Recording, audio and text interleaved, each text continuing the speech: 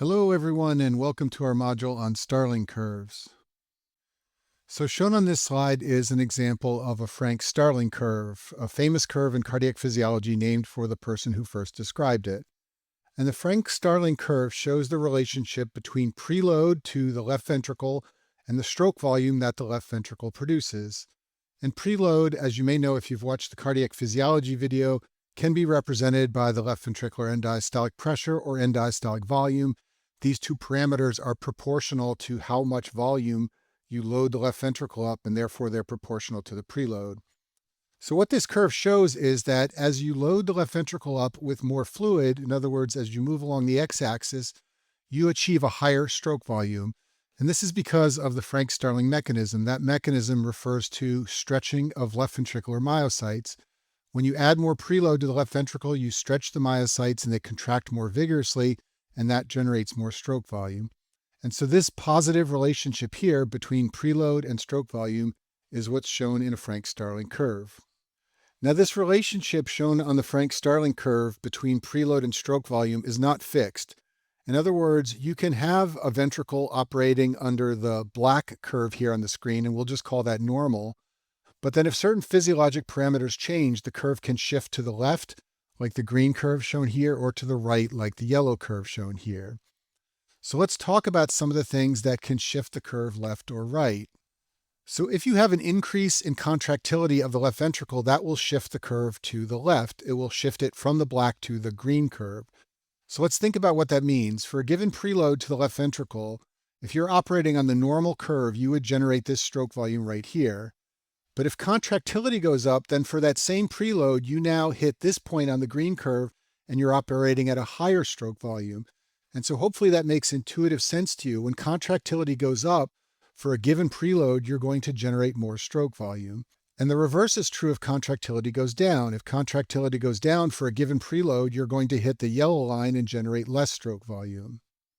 Another parameter that can shift the curve to the left, in other words, shift the curve from the black to the green curve, is the peripheral resistance, which is also the afterload on the left ventricle. If the peripheral resistance falls, then that will shift the curve left, like going from black to green. And so if you think about what that means, for a given preload to the left ventricle, if you have significant peripheral resistance and you're operating on the black curve, you'll generate this stroke volume here. But if for some reason the peripheral resistance falls, there's less afterload on the left ventricle. And now for that same preload, you get up to the green line here and generate more stroke volume. So hopefully that makes intuitive sense to you that when the afterload or the peripheral resistance goes down, for any given preload, you generate more stroke volume. And that's why the curve shifts to the left when peripheral resistance falls. And then if peripheral resistance increases, the opposite happens. You shift to the left curve, and for any given preload, you generate less stroke volume. So I talk about contractility and peripheral resistance in detail in the video on cardiac physiology, but here I've just shown you some of the many things that could change these two parameters. So for example, contractility can increase if there's activation of the sympathetic nervous system. It can increase during exercise or with inotropic drugs. All of these things can cause this leftward shift from black to green shown in the picture. Other things that decrease contractility are things like a myocardial infarction or heart failure. They could shift the curve from the black to the yellow. And then in terms of peripheral resistance, vasopressor drugs increase peripheral resistance, so they will shift the curve from black to yellow like this. And things like vasodilator drugs or distributive or septic shock, these things lower peripheral resistance, and they can shift the curve from the black to the green. So now let's shift gears and talk about a different but related curve to the Frank-Starling curve, and that's the venous return curve, which is shown on this slide here. So the venous return curve shows the relationship between right atrial pressure and venous return to the heart. And in steady state conditions, venous return must equal cardiac output. So that means that this graph is also showing the relationship between right atrial pressure and cardiac output. And so what it's showing is that as right atrial pressure goes up, we get a lower venous return. And let's try to see if we can think through why that is the case. So if we look at this drawing of the heart, right here is the right atrium, and it's receiving blood from the venous system of the body from places like the SVC drawn up here or the IVC down here at the bottom. And the driving force for venous return to come to the right atrium is the difference between the mean pressure in the venous system and the pressure in the right atrium. The difference between these two pressures is the delta P, or the driving force for venous return to flow back to the heart. So anytime the pressure in the right atrium gets lower, there's going to be a greater driving force for blood to go back to the heart, and that's going to raise the venous return. Conversely, anytime the right atrial pressure goes up, there's going to be less driving force and the venous return will fall. So if we go back to this venous return curve, that's what we're seeing right here. As we move along the x-axis, as right atrial pressure rises, we see that the venous return, or the cardiac output, falls. There's this flat portion here, sometimes called the knee of the venous return curve. That's what happens when right atrial pressure gets so low that the veins start to collapse. But anytime you're above that point, you get this relationship here, where higher right atrial pressure means lower venous return or cardiac output. Now, the point at which the venous return curves intersects the x-axis right here is called the mean systemic filling pressure, or MSFP. This represents the right atrial pressure if you had 0 for cardiac output. And so basically, that's the pressure that you would find in the right atrium if there was no blood pumping and the heart had stopped. And we'll talk later about this MSFP. There are certain things that move it in one direction or another. So just like we talked about with the Frank-Starling curve, where the relationship between preload and stroke volume was not fixed and the curve could shift, the same is true for the venous return curve. Venous return curves can also shift left or right if certain physiologic parameters change. So for example, we could move from the black to the green venous return curve if either the blood volume went up or the degree of venous constriction, or the so-called venous tone, increased. So let's see if we can make sense of that. So for a particular right atrial pressure, if we're operating on the black curve, we would generate a venous return or a cardiac output right about here. But if we add volume to the entire venous system, then we're increasing that pressure in the venous system. And remember, it's the difference between that pressure in the venous system and the pressure in the right atrium that is driving the venous return. So if we have more blood volume, this pressure goes up, and therefore this whole driving force for venous return goes up. And so that's why for a given right atrial pressure, when there's more blood volume, you hit a higher value and generate a higher venous return and cardiac output. The same thing happens if you constrict the veins. That increases this pressure right here. It puts pressure on that blood volume in the venous system, and that's going to raise the driving force for venous return and cardiac output. The opposite happens if you lose blood volume or there's venous dilation or a fall in tone. That would shift you from the black curve to the yellow curve here, so that for a given right atrial pressure, you would generate a lower venous return or cardiac output. And so I've highlighted these things in the top right corner. The volume in the venous system and the venous tone are the two parameters physiologically that shift the venous return curve left or right. There's also a physiologic parameter that changes the slope of the venous return curve, and that's the total peripheral resistance. So when there's a fall in total peripheral resistance, that changes the slope of the venous return curve so it becomes steeper, like the way this green curve is steeper than the black one here. On the other hand, if the total peripheral resistance goes up, then you get a flatter or less steep slope like what you see on the yellow line here. And the reason for this is because total peripheral resistance determines how much blood can flow through the body as a whole and make it back to the heart for venous return. So when there's an increase in total peripheral resistance for any given right atrial pressure, you're going to get a lower cardiac output and a lower venous return. And that's because there's more resistance to flow, less blood can move through the body as a whole and be returned to the heart as venous return. The opposite happens if the total peripheral resistance falls. So I've summarized these changes at the bottom. TPR changes can shift the venous return curve right or left, but they don't change the MSFP. This point remains the same, the point that you would get if there were 0 cardiac output in the system. That's not affected by peripheral resistance. So the result is that you get a change only in the slope of the venous return curve when TPR changes. So now that we understand Starling curves and venous return curves, we can talk about combined curves, where you put the Starling and venous return curves on top of one another. So when you do this, the cardiac output or the venous return will be on the y-axis. Remember that for Starling curves, the y-axis was the stroke volume, which is proportional to cardiac output. And for venous return curves, the y-axis was cardiac output or venous return. So both of these things are represented by the y-axis on both the Starling and venous return curves. For the x-axis, we talked about how for Starling curves, that was preload. Well, right atrial pressure is one measure of preload. The higher the right atrial pressure, the more preload you're going to have pushing blood into the left ventricle. So this means that we can combine the curves and have the x-axis represent right atrial pressure or preload. And then you get something like this, where this is the Starling curve and this is the venous return curve. And the reason physiologists started overlaying these curves back in the 1960s is because when you do this, the point where they intersect is the point where the system's going to operate. This is going to be the cardiac output of the system as a whole. And what these curves show you is that cardiac output is determined by two things. One is the Starling curve and how much preload there is on the left ventricle. The other is the venous return curve and how much driving force you have for venous return to send blood back to the heart.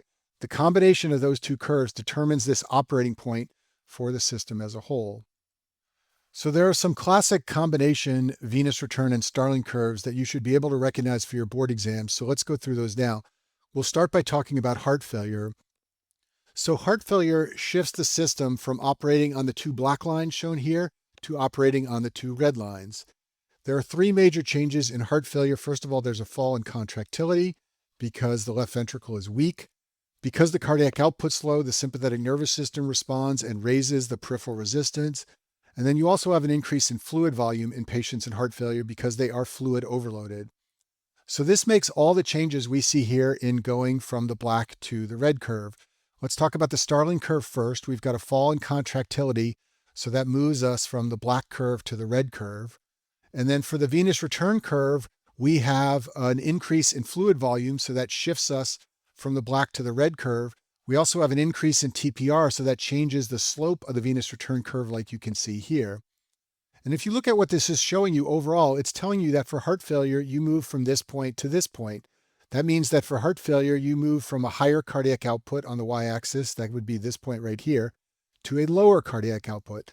And that's what you expect for heart failure, a lower cardiac output. So these curves, after we make all the adjustments for the physiology parameters, show us what we'd expect to see in heart failure, which is a lower cardiac output. Now let's talk about what happens in hemorrhage. So hemorrhage would shift from the black curve shown here to the red curves. So in hemorrhage, you have blood loss. Blood loss leads to low cardiac output, and this activates the sympathetic nervous system and raises the peripheral resistance. Also, because the sympathetic nervous system is activated, you get a raise in contractility. So let's look at the curves. First of all, because of the increase in contractility, the Starling curve shifts like this. Because of the blood loss, the venous return curve shifts from the black to the red. And then because of the change in TPR, we have a change in slope for the red curve here.